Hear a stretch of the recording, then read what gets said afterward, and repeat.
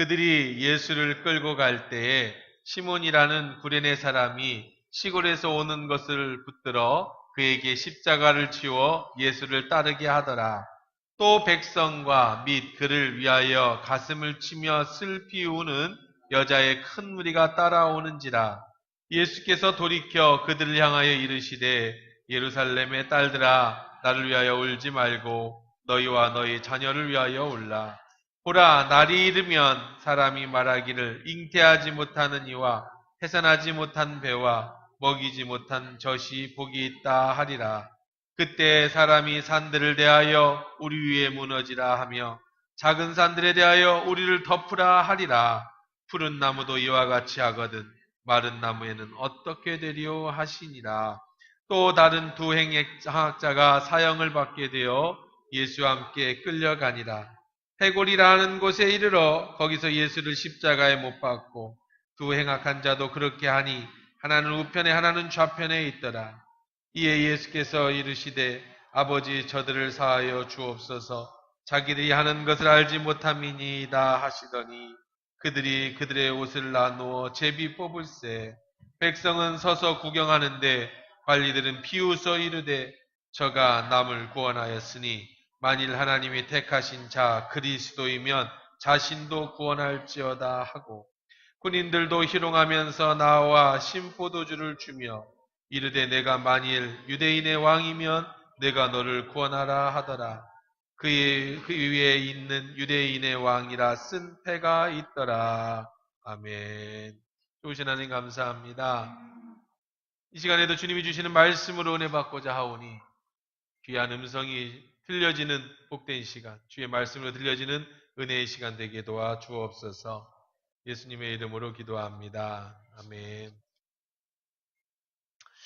우리가 계속 보았던 누가복음 말씀입니다. 믿었던 제자 가룟 유다의 배신과 베드로의 부인 등으로 인해서 혼자 재판석에 가신 예수님이 이제 재판을 받게 되는 장면입니다. 우리 지난번에 패러독스, 역설이라는 제목으로 첫 번째 시간을 함께 말씀을 나눴습니다. 역설, 진실, 진리이지만 바꾸어서 설명하게 되는, 이해하지 못하는 일이 진리인 것, 이것을 역설이라고 얘기를 했습니다. 첫 번째 역설은 예수님이 십자가에 죽게 한 사람들은 이스라엘의 식민 지배를 하고 있던 로마 군인이 아니라 도리어 이스라엘 사람들이었다라고 하는 역설이었습니다.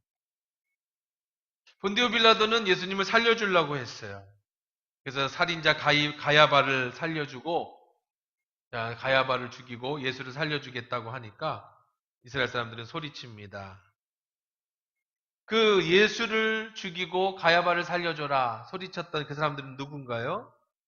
예수님의 기적을 보고 오병이어와 떡을 먹고 빵을 먹고 물고기를 먹고 물이 변하여 포도주가 되었다라는 것, 죽은 자가 살아난 기적을 본 백성들이었어요. 근데 오히려 그들이 예수를 살려야 되는데 그들이 예수를 죽이라고 합니다. 이스라엘 백성은 예수님이 자신이 하나님의 아들 메시아라고 말씀하신 것은 진리인데 도리어 진리의 말씀을 전했다고 화를 냅니다. 무슨 하나님의 아들이 로마 군인에게 잡힐 수 있느냐? 어떻게 메시아, 즉 우리를 죄에서 구원할 자가 자신을 구원하지 못하느냐? 이게 소리를 칩니다. 여기서 역설이 등장하지요. 예수님이 십자가에 죽으실 때 이스라엘 사람들은 예수님이 하나님의 아들이라고 했다는 이유로 죽였는데 마가복음 15장 39절에 보면 예수를 향하여 섰던 백부장이 그렇게 숨짐을 보고 이르되 이 사람은 진실로 하나님의 아들이었다. 오히려 이방인이 예수님의 십자가의 죽으심을 보고 이분은 하나님의 아들이었다라고 진실을 얘기한다는 겁니다. 이스라엘의 메시아로 오신 예수님을 이스라엘 사람들은 인정하지 않고 도리어 로마의 백부장이 예수님의 아들이라 인정하고 이방인인 우리가 예수님을 메시아로 인정하고 우리가 하나님의 아들로 예수를 구원자로 인정하지만 정작 유대인들은 예수님을 인정하지 않는 것. 이것이 역설, 패러독스라는 거죠. 또한 이스라엘 백성이 예수를 고발한 죄목이 예수님 스스로 왕이라고 했다는 죄목입니다. 황제에게 세금을 바치지 말라고 했고 자기 자신이 왕이라고 했어요. 그런데 예수님은 한 번도 자기가 자신이 왕이라고 한 적이 없습니다. 내 나라는 너희들이 눈에 보이는 것으로 임하는 나라가 아니라고 말씀하셨어요. 가이사의 것은 가이사에게, 하나님 건 하나님께 바치라고 했습니다. 그 재판석에서 빌라도가 예수님께 묻습니다. 너 진짜 하나님의 아들이냐? 너 진짜 왕이냐? 만약에 저 같으면 이렇게 얘기했을 것 같아요. 내 나라는 눈에 보이는 나라가 아니다. 나는 한 번도 내가 이 나라의 왕이라고 로마를 정복해야 된다는 얘기를 해본 적이 없다. 그런데 예수님은 그의 질문에 이렇게 대답합니다. 내 말이 옳도다. 그런데 빌라도는 예수님 입에서 내가 왕이다라고 했고 네가 말한 대로다라고 했는데 도리어 빌라도는 대제사장들에게 이르되 내가 보니 이 사람은 죄가 없다라고 무죄를 선포합니다. 역설이죠. 그런데 계속해서 이스라엘 백성이 예수를 죽이라고 소리치니까 밀란이 날 것을 두려워합니다. 재판을 한 빌라도는 예수가 죄가 없다는 무죄를 분명히 선포했음에도 불구하고 밖에 있는 성난 민중들이 예수님을 죽이라고 소리치는데 만약에 예수님을 내보냈다가는 잘못하면 밀란이 일어나고 로마를 대항하는 항쟁이 일어날 것 같아서 빌라도는 그저 예수님을 그들에게 그냥 보내버립니다. 그래서 사형을 언도하죠. 불법적인 재판이 끝났습니다. 예수님은 십자가에 매달기 위해 산으로 올라갑니다. 근데 십자가를 진다라는 것은요, 여기 제가, 우리 전에도 예쁜 십자가가 있었습니다. 기독교 백화점에 가면 좋고 예쁜 비싼 십자가가 많은데 일부러 우리 집사님한테 부탁을 해서 이런 십자가를 만들어서 넣었어요. 이게 정말 예수님이 달리셨던 십자가의 가장 비슷한 모양입니다. 근데 십자가를 어떻게 지는 거냐면 이 십자가는 두 개를 결합하는 거죠. 크로스하는 걸로 십자가를 하는데 이거는 지금 골고다에다가 갖다가 미리 세워놓습니다. 그리고 예수님이 오시면 내려놔서 두 개를 결합해서 다시 세우는 거예요. 그래서 밑에는 거기다가 미리 세워놓고 이 위의 십자가는 그 재판석에서부터 골고다까지 끌고 가게 됩니다. 죄인이 직접 지고 어깨에다가 메고 끈으로 묶어서 어깨에 메고 자기가 가는 데까지 가게 됩니다.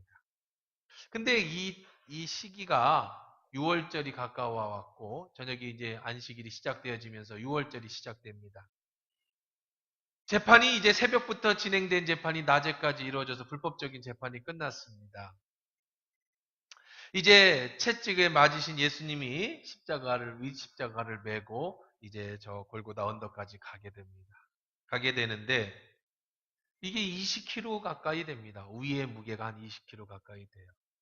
그러면 또 밤새 예수님이 재판을 받으셨고 그다음에 채찍에 맞으셔서 피를 많이 흘리셨어요. 그러니까 피를 많이 흘린 데다가 20km를 이렇게 어깨에다가 메고 이 골고다까지 가는 길은 쉬운 길이 아니죠. 그러다가 몇 번 쓰러지게 됩니다. 로마 군인이 보니까 도저히 피를 많이 흘리고 힘이 없기 때문에 거기까지 갈 수가 없어요. 근데 여기서 죽으면 큰일 납니다. 예수님이 여기서 죽으면 이스라엘에 큰 문제가 생겨요. 왜 문제가 생기냐면 율법에는 피는 굉장히 부정한 것이기 때문에 피가 몸속에 있을 때는 가장 정결한 거지만 몸 밖에 나오면 부정합니다. 그래서 피를 만져서는 안 돼요. 거기다가 시체를 보면 일주일간 부정해집니다.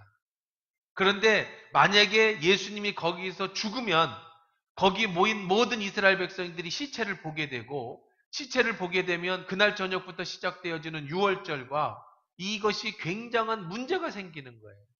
그래서 어떻게든 이 성 바깥에 있는 골고다 언덕에 가서 예수님을 십자가에 매달아 놔야 되고 해가 지기 전에 빨리 시체를 내려서 갔다가 시체 보관소에 넣어야 이 사람들이 안식일을 편안하게 맞을 수 있고 유월절을 지낼 수 있게 되는 겁니다. 그러다 보니까 예수님이 거기서 죽으면 안 되니까 예수님을 이제 이 십자가를 대신 메고 갈 사람이 필요했어요. 여기에 또 다른 역설이 하나 있습니다. 만약에 예수님의 이 십자가를 대신 져야 될 사람이 필요하다면 누가 대신 져야 될까요? 아마도 가장 예수님의 사랑을 받았던 베드로나 요한이나 야고보가 지어야 되지 않았겠습니까?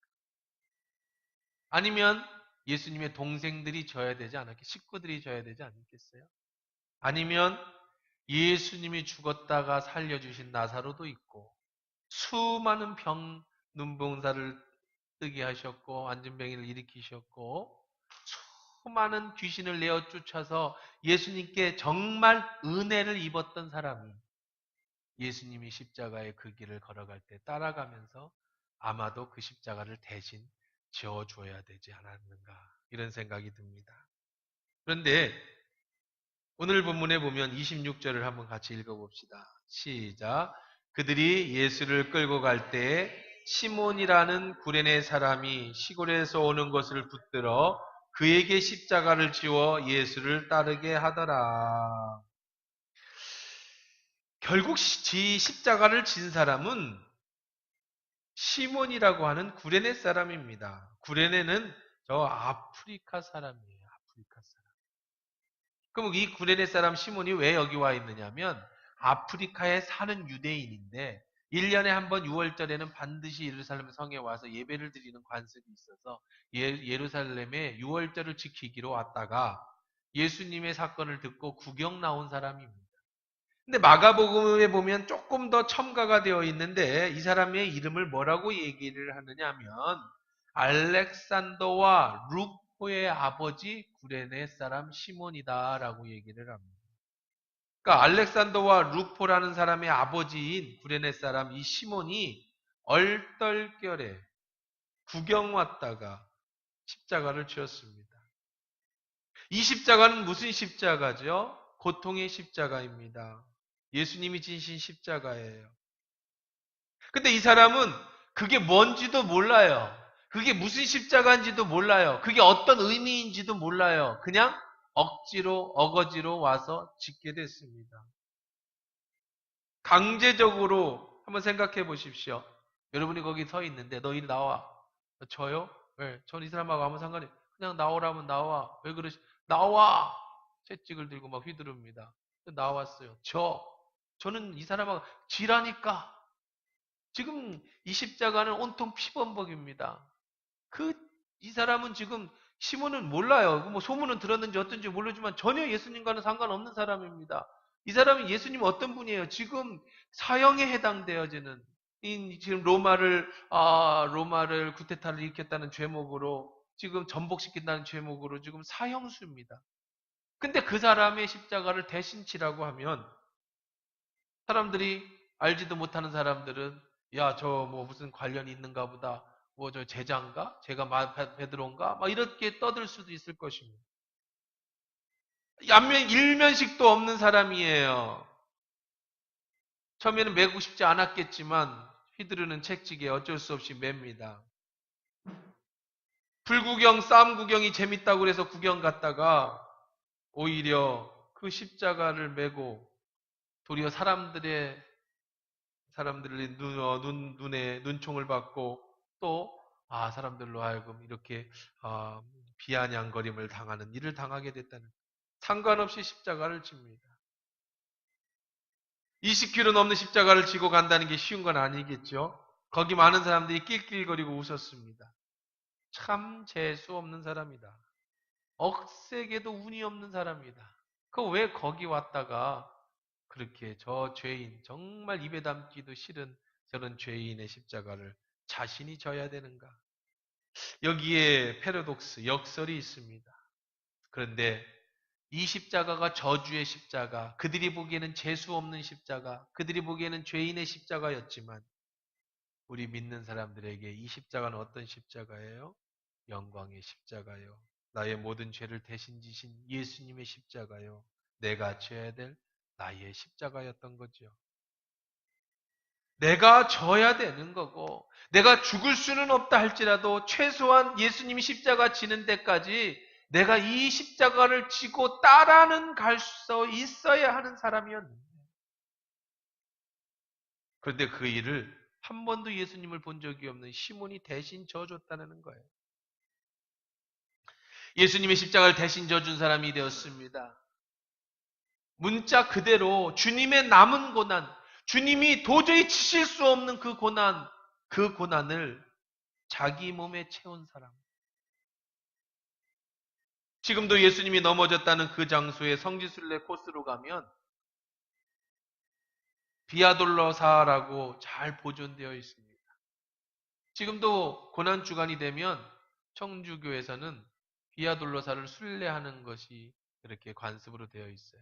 전주에도 저기 치명자산 성지에 가면 비아돌로사 거리가 있어요. 쭉 그게 뭐냐면 이 순간순간 예수님이 가셨던 발자국마다 이제 넘어지셨던 거, 재판받았던 거, 십자가를 진 거, 이런 모든 곳에 십자가를 세워놓고 하나하나 가면서 묵상하는 그런 거리입니다. 이것을 비아돌라사라고 부르는데, 예수님이 십자가를 지셨던 이 골고다 언덕에 지금 성지순례를 가면 거기 비아돌라사 거리가 있고 거기에 십자가가 있습니다. 거기에 시몬의 이름이 있죠. 예수님이 나를 위해서 지은 그 십자가에 시몬이 대신 지고 간 그곳이 기념터가 되었다.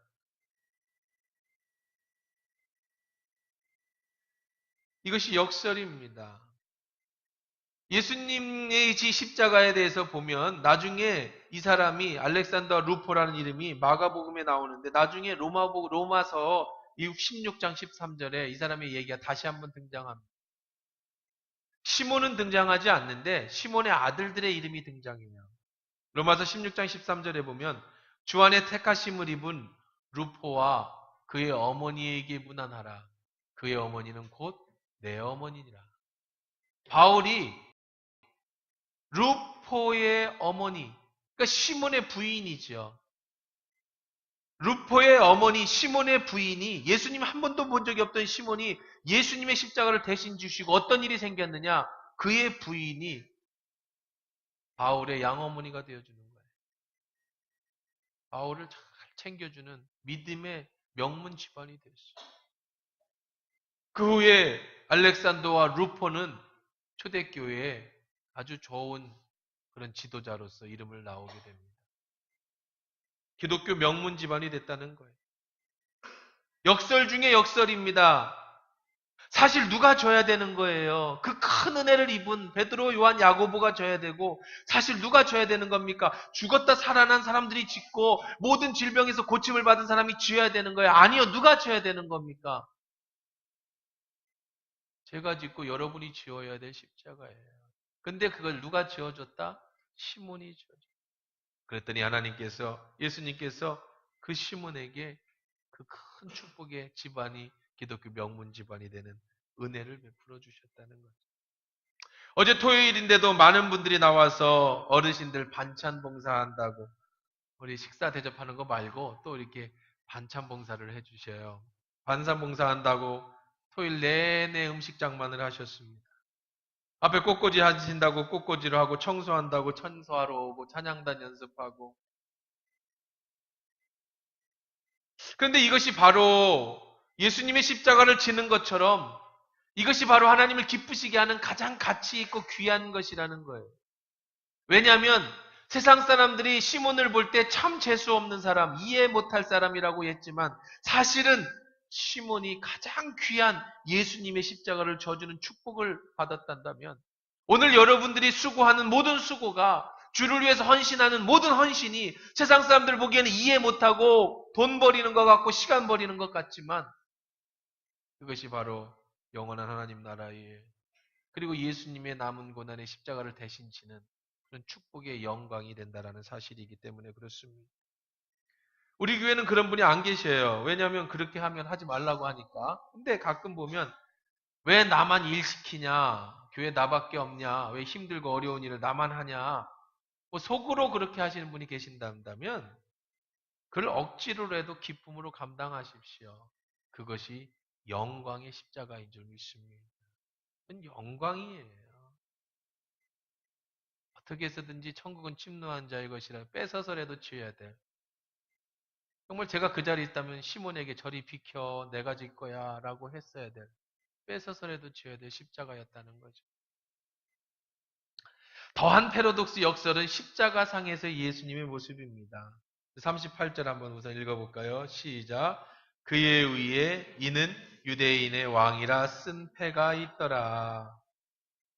예수님은 지금 종교재판에서 회부되고 그 다음에 로마 재판에 회부돼서 사형 언도를 받습니다. 사형을 언도 받은 이유는 쿠데타예요. 나라를 전복시킨다는 이유입니다. 왜 그랬느냐? 예수 자신이 나를 왕이다. 내 나라의 왕이다. 그랬다는 거예요. 거짓말이었지만 그렇게 죄를 뒤집어 씌워서 예수를 사형 언도를 내렸습니다. 그러면 또다시 십자가에 보면 지난번 제가 제작했던 십자가에는 있었는데 그 십자가는 지난번에 이게 폐기하고 새로운 십자가를 거기에는 이렇게 매달아 놨던 이게 폐 죄목이 있었습니다. 여기에 이 폐가 있어요. 여기다가 사형을 당하는 사람의 죄목을 적습니다. 만약에 살인이면 살인 누구누구, 강간 누구누구 이렇게 해서 십자가를 매달아서 왜 매다냐면 누구든지 보면서 이 사람이 왜 십자가를 짓는가에 대한 알게끔 이게 죄패입니다. 죄패를 당합니다. 그러면 이 죄패에다가 뭐라고 썼느냐? 예수님의 죄패에 뭐라고 썼어요? 뭐라고 써있습니까? 아까 38절에 유대인의 왕, 유대인의 왕이라고 하는 죄패를 썼습니다. 당연히 유대인들과 대제사장들은 기분이 상하겠죠. 왜 저렇게 쓰냐? 그래서 요한복음 19장 21절부터 보면 유대인의 대제사장들이 빌라도에게 이르되 유대인의 왕이라 하지 말고 왕이라 말고 쓰지 말고 뭐라고 쓰라고요? 자칭 유대인의 왕이라고 쓰라. 왜 유대인의 왕이라고 쓰냐? 기분 나쁘게 자칭 스스로 유대인의 왕이라고 했다고 써라. 그랬더니요 헤롯이 22절 이렇게 빌라도가 대답하되 뭐라고 대답합니까? 내가 쓸 것을 썼다. 빌라도는 이건 내가 쓸 것을 썼다는 거예요. 내가 진리를 썼다는 거예요. 니들이 정말 유대인의 왕을 매달았다는 거예요. 더한 것은요.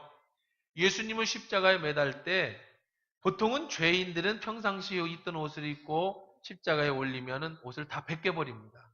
이제 벌거벗은 채로 매달리는 거예요. 가장 큰 수치입니다. 그래서 사람들이 다 고개를 돌려요. 차마 보지 못해서 창피하게 만들어요. 너희들 이렇게 저지르면 저렇게 벌을 받으니까 너를 저렇게 하지 말아라고 하는 공개 사형 재판이에요. 그 북한에 있는 인민재판 같은 것들입니다. 공개 재판이에요. 근데 예수님이 십자가에 매달을 때에는 이들이 일부러 자색 옷을 입힙니다. 여러분 보시기에 자색 옷은 별게 아닌데요. 그때는 자색 옷은 정말 귀한 옷입니다. 왜 자색 옷이 정말 귀한 옷이냐면 그때는 이런 뭐 천이 없던 때잖아요.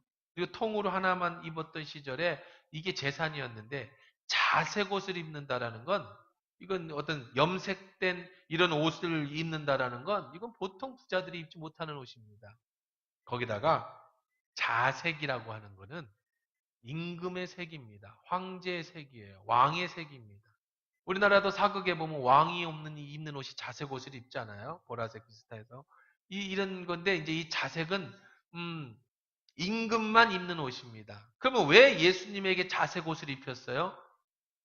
조롱하는 거였어요.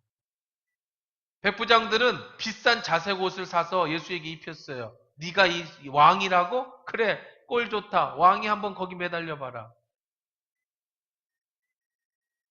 그런데 사실은 정말로 예수님은 죽으실 때 왕의 모습을 가지고 죽으셨다라는 이게 패러독스, 역설이에요. 그들은 조롱한 거였는데 사실은 그게 진실이었다는 거예요. 더한 것은 예수님 머리에 관을 씌웁니다. 임금은 머리에 왕관을 씁니다.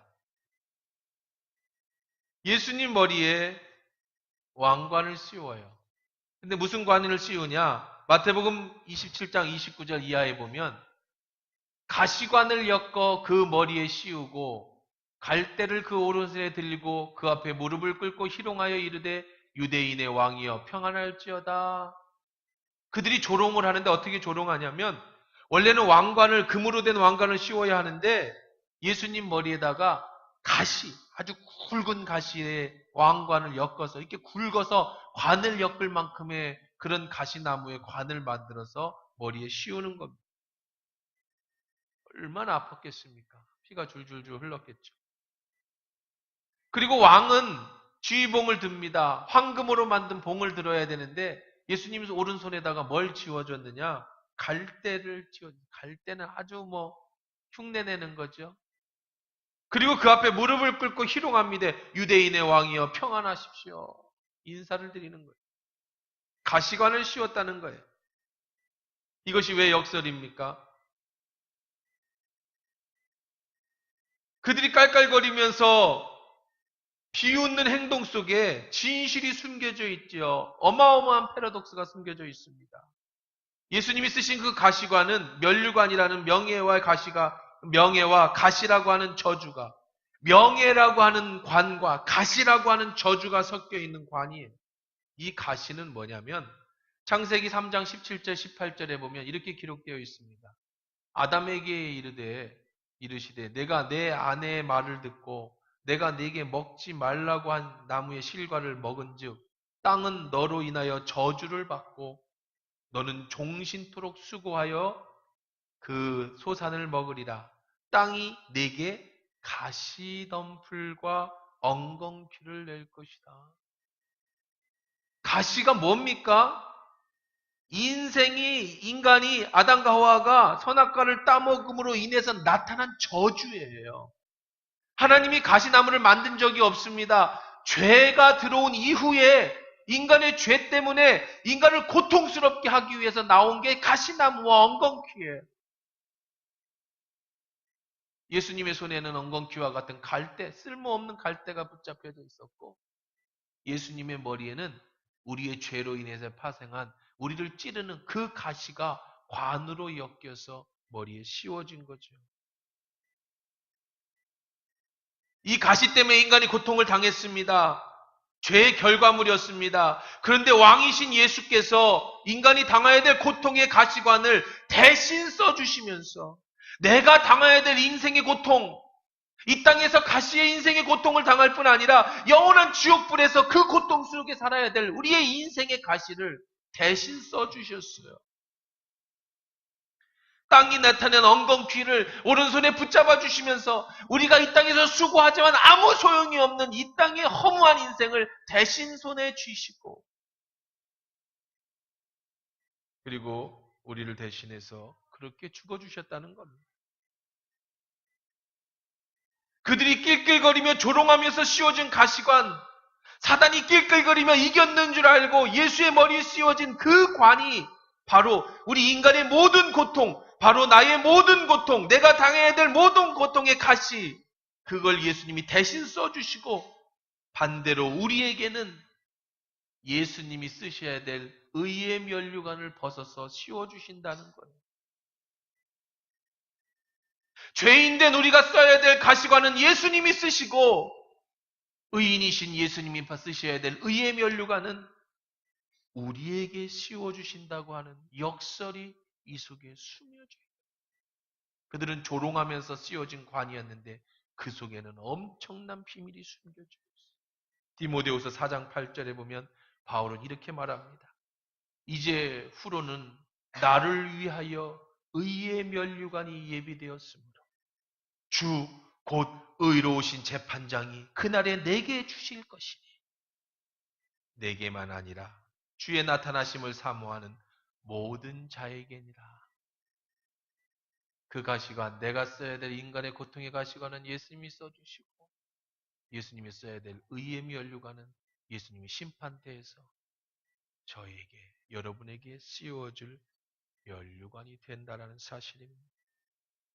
내가 조롱당해야 하는 그 조롱을 예수님이 받으셨기 때문에 사단은 절대로 예수를 구주로 영접한 여러분을 조롱할 수가 없는 겁니다. 우리가 약하다고 어느 누구도 말할 수 없는 것은 나의 약함을 대신 예수님이 십자가에서 지셨기 때문인 거예요. 아무도 너에게 잘못했다고 우리의 죄를 정죄할 수 없는 것은 세상 사람들이 보기에는 여러분이 우스워 보이고 내가 우스워 보이고 조롱거리로 보일지 모르겠지만 예수 그리스도를 나의 구주로 영접한 저와 여러분은 하나님의 존귀한 자녀가 됐고 의의 면류관은 상속받을 축복의 자녀가 되었기 때문에 이 사실을 믿기만 하면 그 속에 여러분은 하나님의 축복의 자녀가 되는 권세를 얻게 되는 줄 믿습니다. 그게 바로 예수의 십자가와 그의 쓴 가시관의 의미였다는 이사야 53장 5절에 보면 그가 찔림은 우리의 허물 때문이에요. 그가 상함 우리의 죄악 때문이라 그가 징계를 받음으로 우리가 평화를 누리고 그가 채찍에 맞음으로 우리가 나음을 받았도다. 예수님이 찔려서 우리의 허물이 상함을 우리의 상함이 용서받았고 우리의 죄악이 용서받았고 그가 날 대신에 징계를 받음으로 내가 평화를 누리고 예수님이 채찍에 맞음으로 우리가 나음을 입게 됐는 줄 믿습니다. 베드로전서 2장 24절에 보면 친히 나무에 달려 그의 몸으로 우리의 죄를 담당하셨으니 이는 우리로 죄에 대하여는 죽고 의에 대하여는 살게 하려 하십니다. 그가 채찍에 맞음으로 너희가 나음을 입었나니. 예수님이 가시관의 머리에 가시에 찔리는 것이 내 죄 때문이고 예수님이 징계를 당하고 채찍을 받으심이 나의 모든 죄악 때문인데 그가 채찍에 맞으심으로 내가 평화를 누리고 나음을 입었으며 그가 가시관의 찔림으로 우리가 의의 면류관을 대신 받게 됐다라는 이 엄청난 패러독스 역설의 은혜의 축복은 믿는 저와 여러분에게 주시는 가장 큰 축복인 줄 믿습니다. 저와 여러분이 누굽니까? 예수님이 친히 왕이 되시고 메시아가 되셔서 여러분을 대신하여 징계를 당하시고 대신 십자가 고통을 당하시면서 채찍을 맞으면서 살려주신 하나님의 자녀들입니다. 당당하게 세상 사람들은 여러분이 이해할 수 없다 할지라도 세상 사람들은 여러분들을 알아보주지 않는다 할지라도 영광의 의의 면류관을 바라보면서 묵묵히 남은 예수의 고난을 여러분이 대신 치시고 내게 주어진 십자가의 길을 잘 따라 살 수 있는 내 몫의 십자가를 지시고 주님을 따라가는 축복된 인생들 되시기를 주의 이름으로 축원합니다. 우리 같이 일어나서 기도하시죠.